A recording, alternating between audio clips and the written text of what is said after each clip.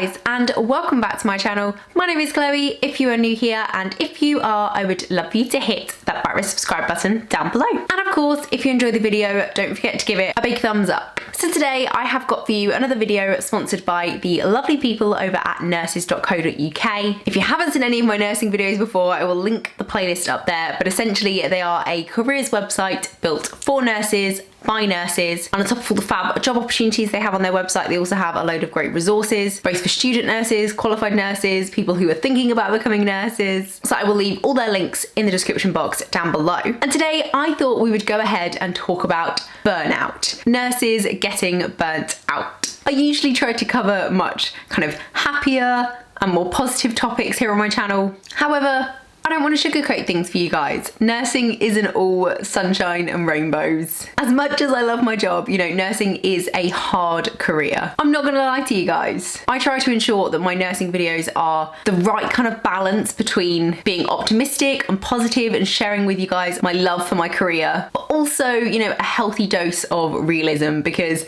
I'm not helping anyone if I just convince you guys that it's all gonna be great. Because in reality, we all struggle at times, and I think burnout is something that every nurse will face at least once in their career. If you haven't seen my face before, then I am a mental health nurse and I graduated almost a year ago now. Wow, I literally can't get over that. I have been a qualified nurse for a year. I literally paid my NMC renewal fees last week, and it was a bittersweet moment, let me tell you. So what is burnout? If you want a dictionary definition, it is a state of emotional, physical, and mental exhaustion caused by prolonged and excessive stress. So stress is part of burnout, but they are definitely different things. The way I would describe it is everyone that's burnt out has been stressed, but not everyone that's stressed is burnt out, if that makes sense. For me, these difficulties will start as stress and then it will kind of keep going and growing until it becomes burnout. And how does being burnt out actually make you feel? Well, obviously, this is going to vary from person to person, but the kind of general consensus, the general themes are a sense of being really overwhelmed and kind of emotionally drained. Like, the way I would describe it is that kind of like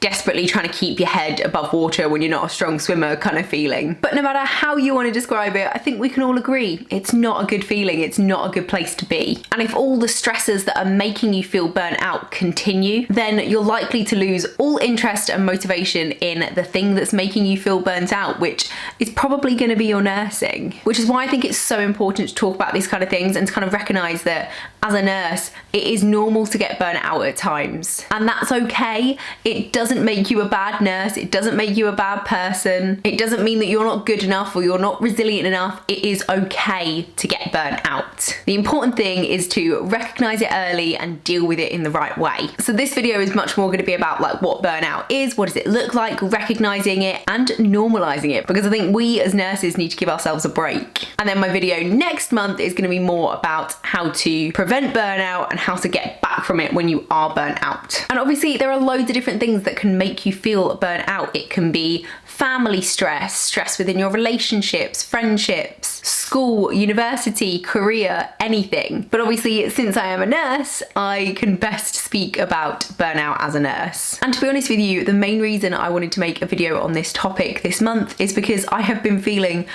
really quite burnt out recently, and it's left me feeling, you know, quite disheartened, thinking I'm only a year into my career and I'm already feeling burnt out. But that's why I wanted to have this conversation with you guys, to tell you guys that it is okay and that we can get through this together. Being burnt out reduces your productivity, squashes your energy, leaves you feeling hopeless and helpless. And if that carries on, then you're going to end up in a situation where you're feeling cynical and resentful. I can almost guarantee that anybody watching this that is a student nurse or a qualified nurse will have come across at least one nurse that's incredibly cynical. Perhaps they even seem like they resent their job or resent their patients. And whilst as somebody who's new to the field, that can be really frustrating because you want to come in with all this energy and this enthusiasm, and what you're getting back is this kind of like Debbie Downer attitude. As I said, I think we need to give ourselves as nurses a break. So try not to be too hard on nurses that have got that negative outlook. It's certainly not going to help them change their negative outlook if you're also being quite hard on them. I can almost guarantee that they were not like that when they first got into nursing. Nobody gets into this career because they want to be burnt out and stressed and resentful. I think we as nurses need to recognize that what we do is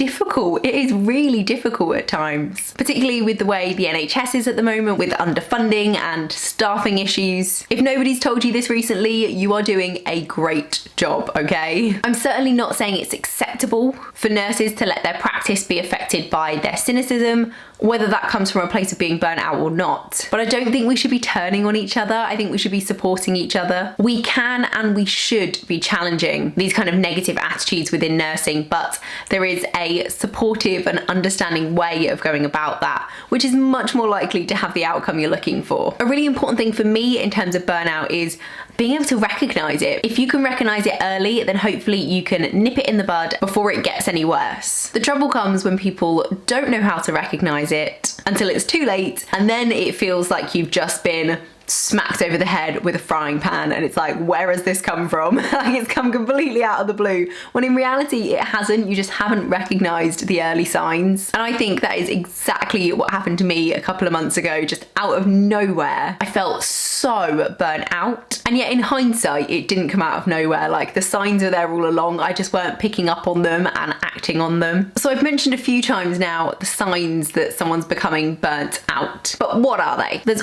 all different kinds of ways that stress and becoming burnt out can manifest itself. These can manifest themselves in physical, mental, and behavioural signs. Some of the physical things that you want to look out for include being exhausted and drained all the time. I'm talking coming home from work exhausted, having 8 hours sleep and still waking up exhausted. You might also find that you're getting ill more often because being quite stressed, as I'm sure many of you know, reduce your immune system. So if you find you're just getting loads of like coughs and colds and bugs, that could definitely be another physical sign that you're becoming burnt out. A change in your appetite or your sleeping pattern is also something to watch out for, and frequent headaches and kind of muscle aches and pains that can't be explained away are all things to be aware of. And those are things that you might be spotting in yourself, but also that you can kind of easily spot in other people as well if you know them well enough. The emotional signs are obviously a little bit harder. It's much more likely that you're going to notice them in yourself than you would in other people, but it can be things like a sense of failure, self-doubt, you know, that kind of, I'm not a good nurse, what am I doing, how did I get into this job, feeling really helpless and trapped, becoming really kind of like detached and disinterested from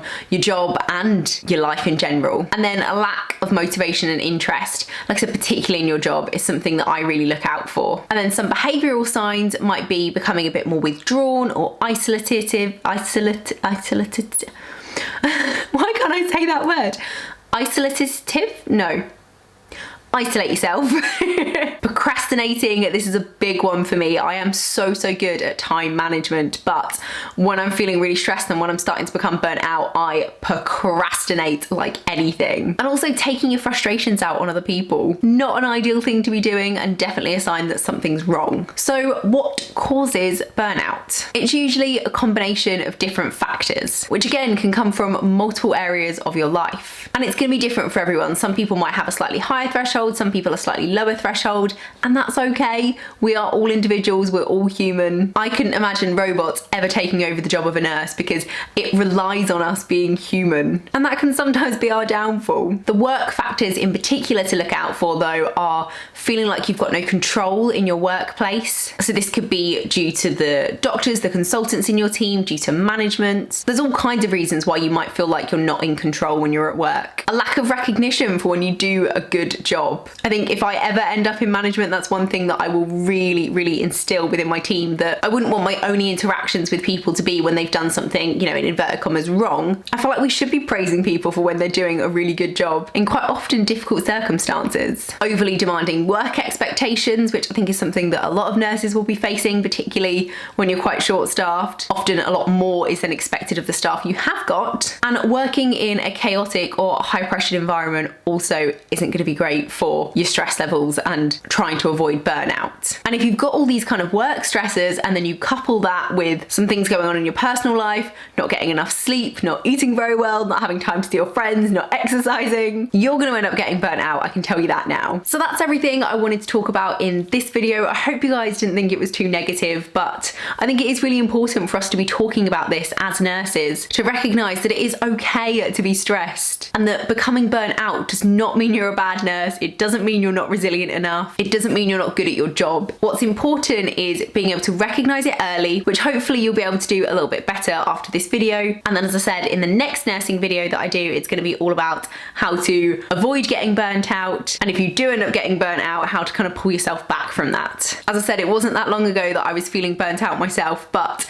I'm feeling much more motivated now. I'm starting to enjoy my job again. And having been burnt out once, I can tell you that I don't want to be burnt out again. Don't forget to give the video a big thumbs up if you enjoyed it. And of course, hit subscribe so you don't miss out on any of my future nursing videos. And I will see you again next time.